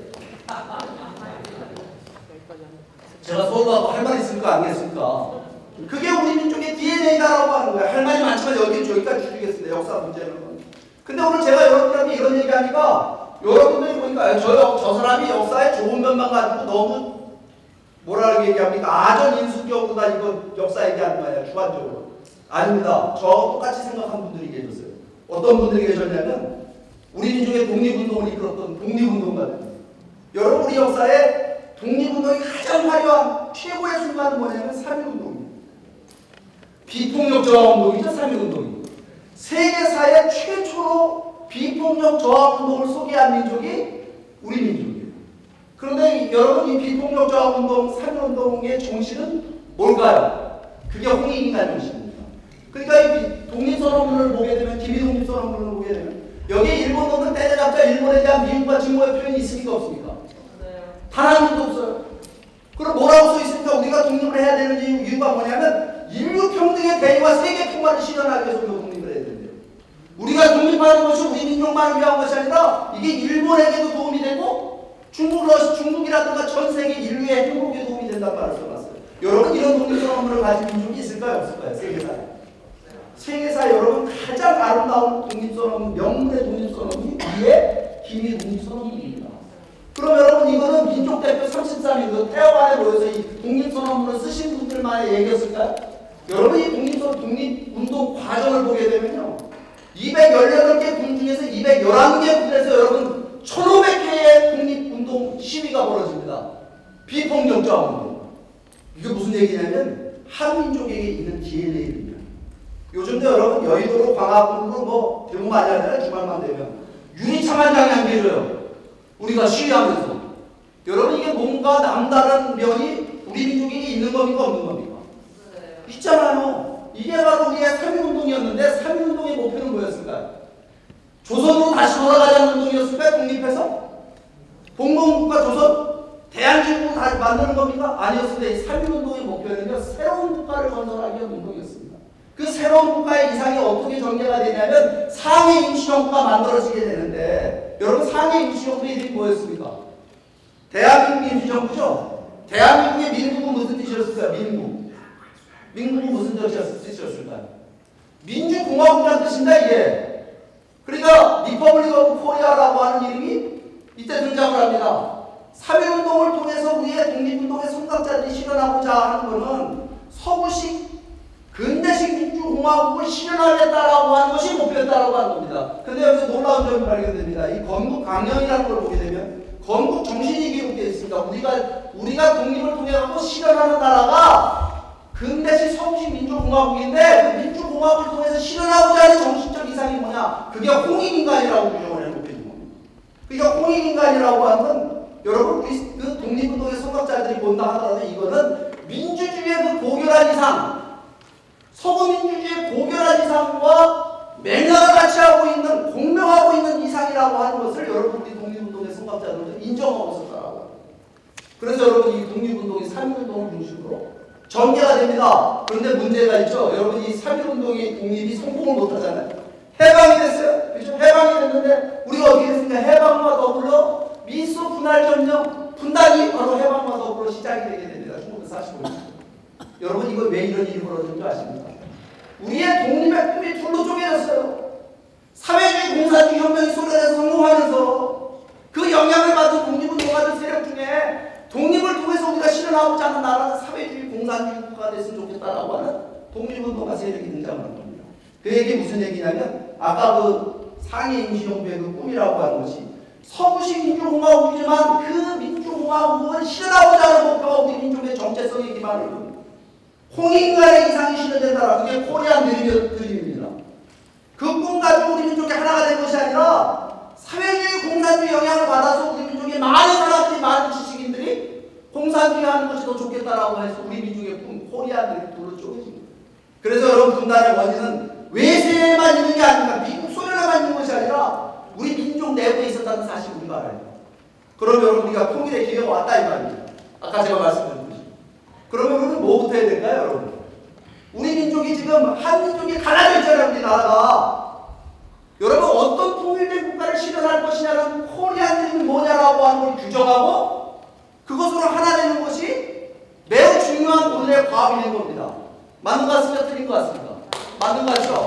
그러면 코리안들이 우리 민족이랑 누구나 다 공감할 수 있는 8천만 민족이 공감할 수 있는 코리안들이 뭘까요? 그건 아마 우리 민족의 역사적 반받는 역사의 열망, 한민족의 문화적 정체성을 기초로 만든 국가, 독립운동가들이 꿈꿨던 실현하고자 했던 여러분 그런 이상, 동서양 문명의 장점을 결합한 그 새로운 문명국가, 그뿐만 아니라 여러분 우리가 독립하는 것이 우리 민족에게만 이득을 가져다 주는 것이 아니라 한민족의 통일이 세계 인류 평화와 번영에 기여할 수 있는 널리 세상을 이롭게 하는 나라를 실현하는 것, 이게 코리안들입니다.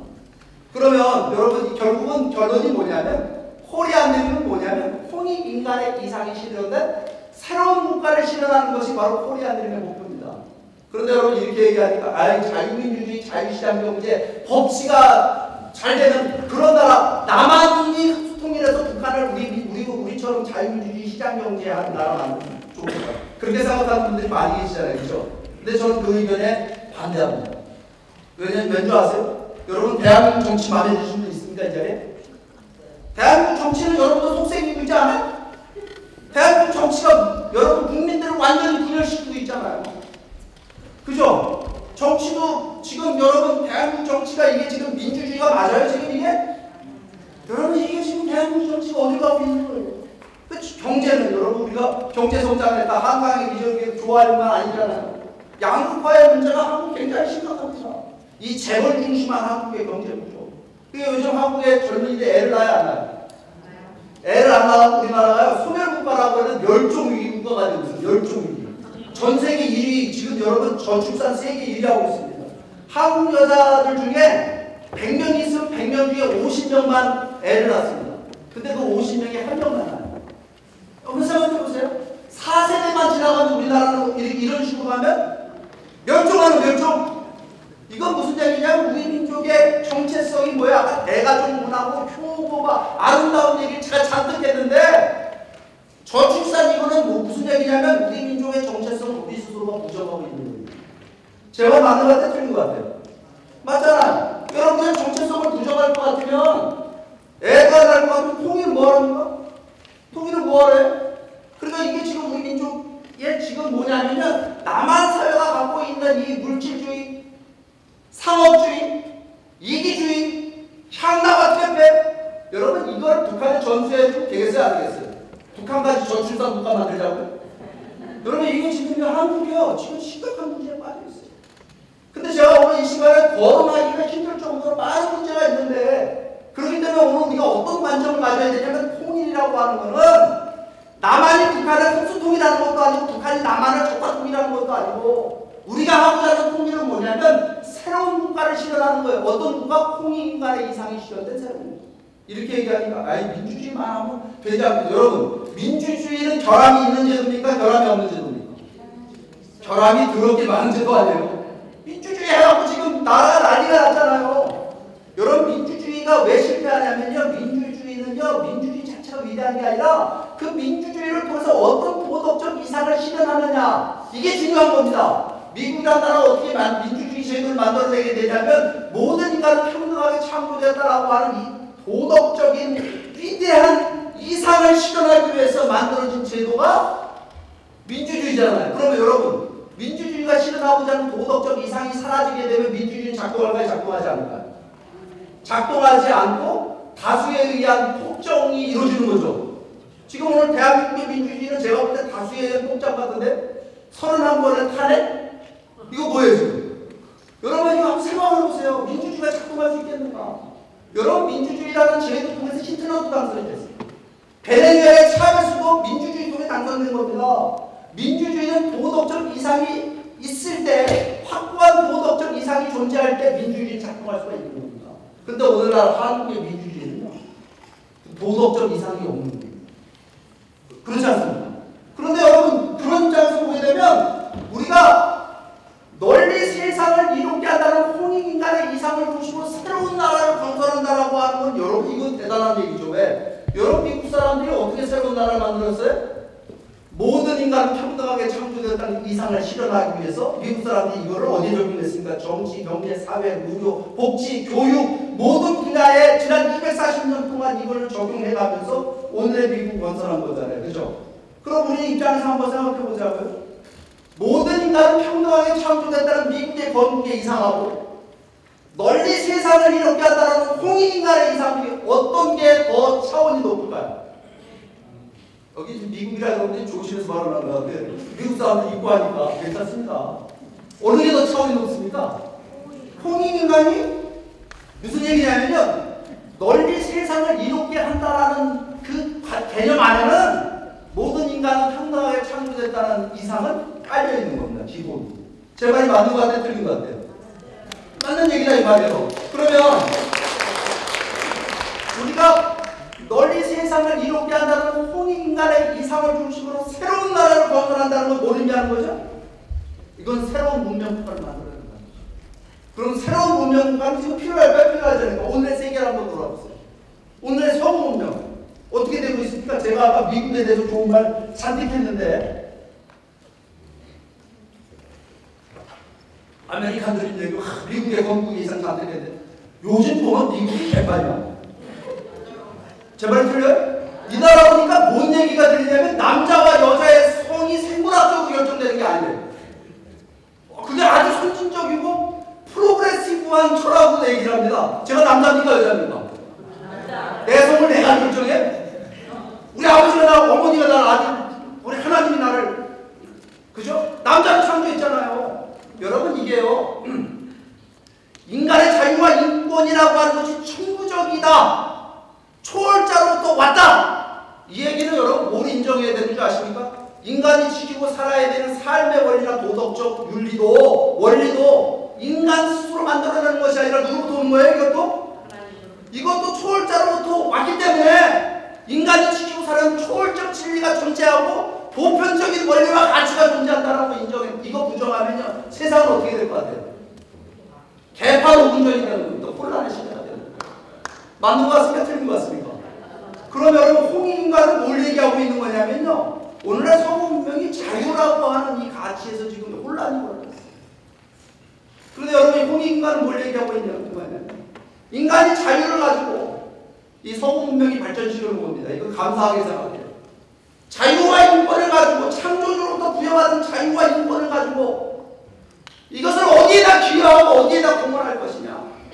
널리 세상을 이롭게 하는데 기여해야 된다고 하는 건 상대히 이롭게 하는 이타적인 위하에 사는 그런 삶을 살아야 된다는 가치관을 우리의 홍익인간이 얘기하고 있는데 이런 홍익인간의 이상을 중심으로 이거를 우리가 정치, 경제, 의료, 교육, 복지 모든 분야에 적용하는 노력을 한다. 하루아침에 이루어지는 일은 아니지만 여러분 그런 목표를 그런 이상을 두고 그런 비전을 두고 우리가 노력해 나간다고 하면 언젠가는 그런 나라가 이루어지지 않겠어요?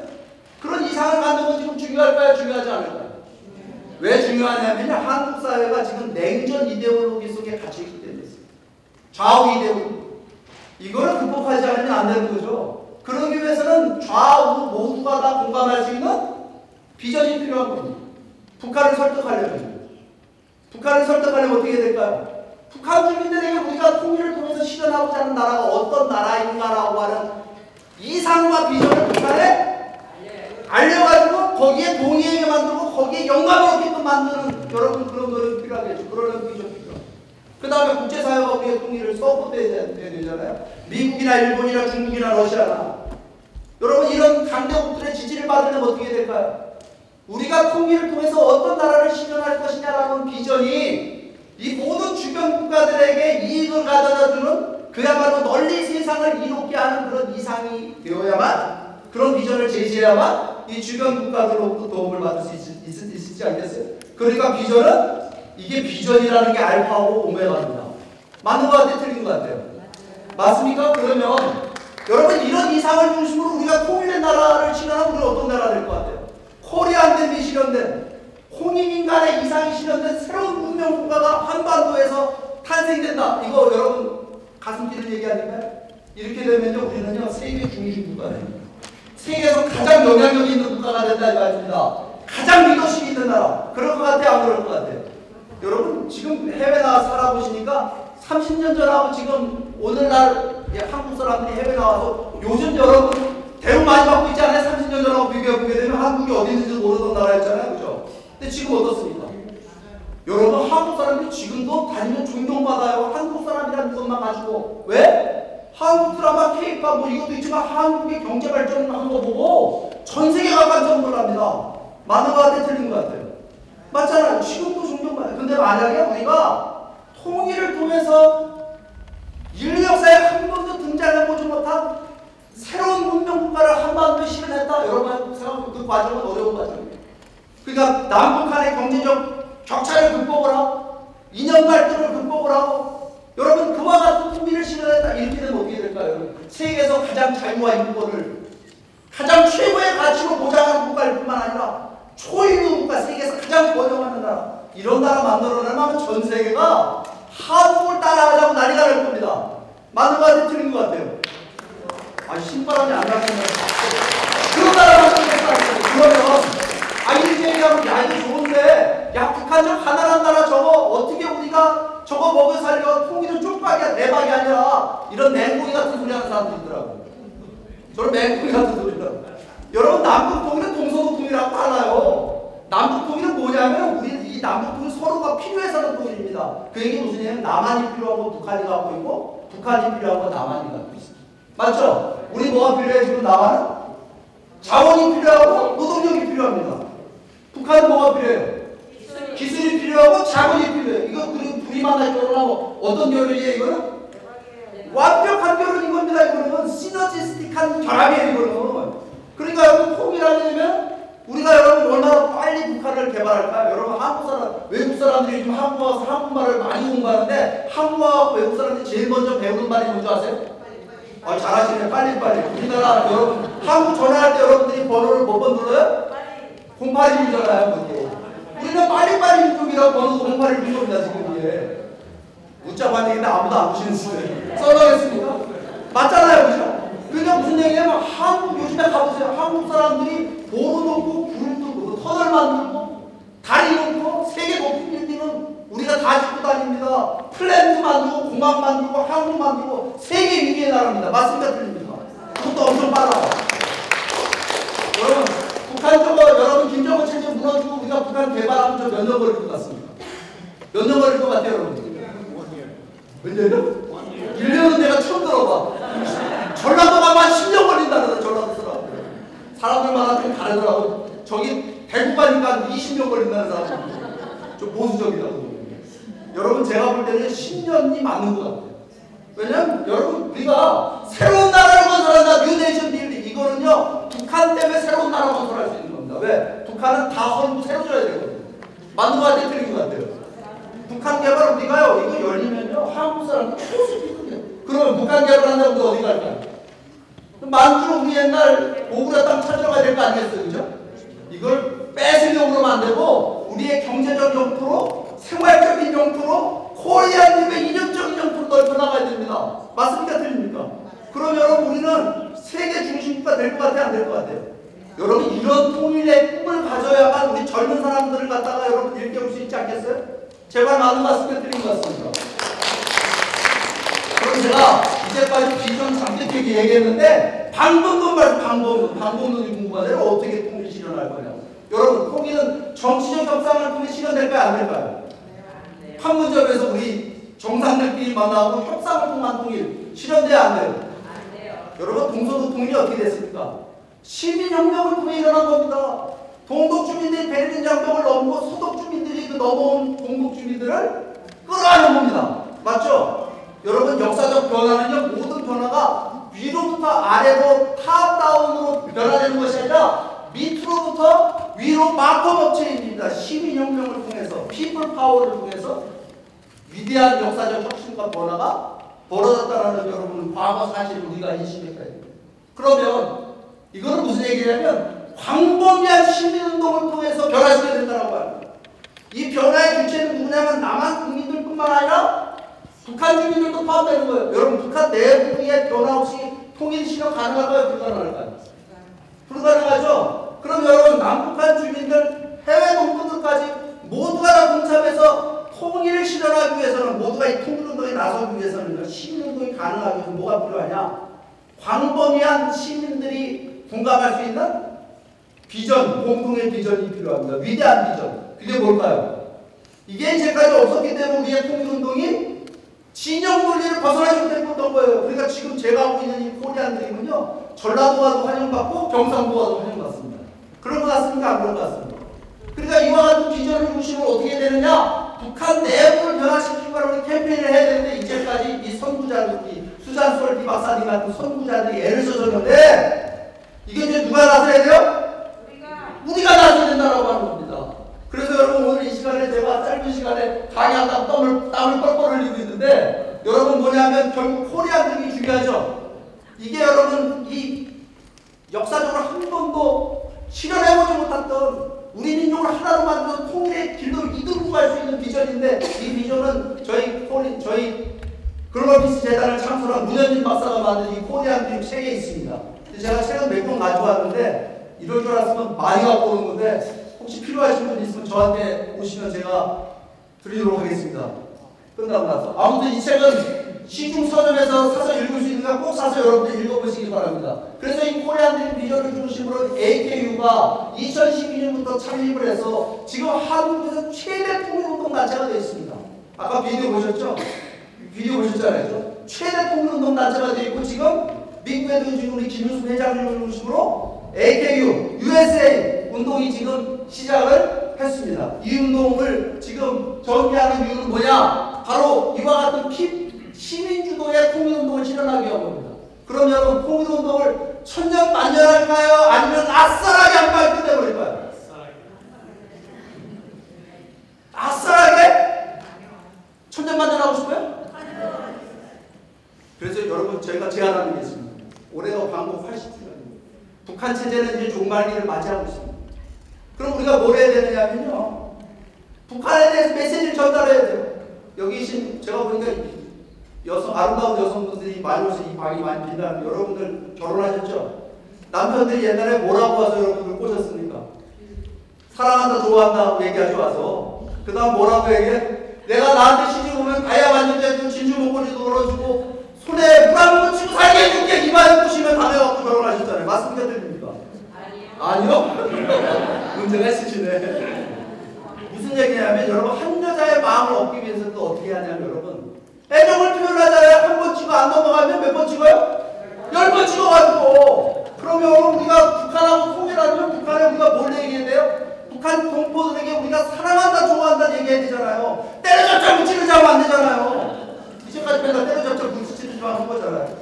그러니까 우리가 통일을 통해서 실현하고자 하는 나라가 얼마나 위대한 국가인가라고 하는 우리의 통일의 비전을 북한에 전달하는 여러분 역사적인 이벤트를 만들어서 그 바람을 북한까지 전달시키면 어떤 일이 벌어질까요?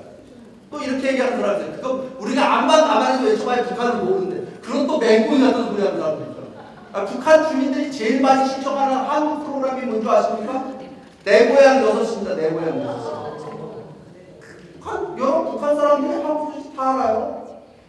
그런 것 같습니까? 안 그런 것 같습니까? 근데 역사적인 그 운동이 어디서 벌어져야 되느냐? 남한에서 벌어져야 돼, 남한에서. 그래서 광복 80주년이 중요한 겁니다. 그년에 제2의 산유운동을 전개하자라고 하는 거예요. 그럼 여러분 보십시오. 오늘 우리 이 주제가 한미동맹인데 한국이 통일하려면 누가 도와줘야 돼요? 여러분 미국이 도와줘야 돼요. 동서도 통일도 미국이 시키는 거예요. 그러잖아요. 한국은 미국에 의해서 해방된다라고, 미국에 의해서 건국된다라고, 미국이 도와줘서 생존한다는 거예요. 6.25 사건때. 미국이 없으면 여러분 우리가 한국이 어디 있어요? 근데 한국에 반미하는 사람들 전 도대체 이해를 못하겠어요. 어쩌자는 거예요 지금? 그럼 여러분 보십시오. 한국의 코리안들도 결국은 보게 되면 아메리칸 드림을 전수받아서 업그레이드 시키고 있는 겁니다. 그럼 여러분 보십시오. 이게 미국 사람들 입장에서 우리가 통일을 실현하게 되면 지금 중국 문제 지금 미국이 골치 아파하고 있잖아요.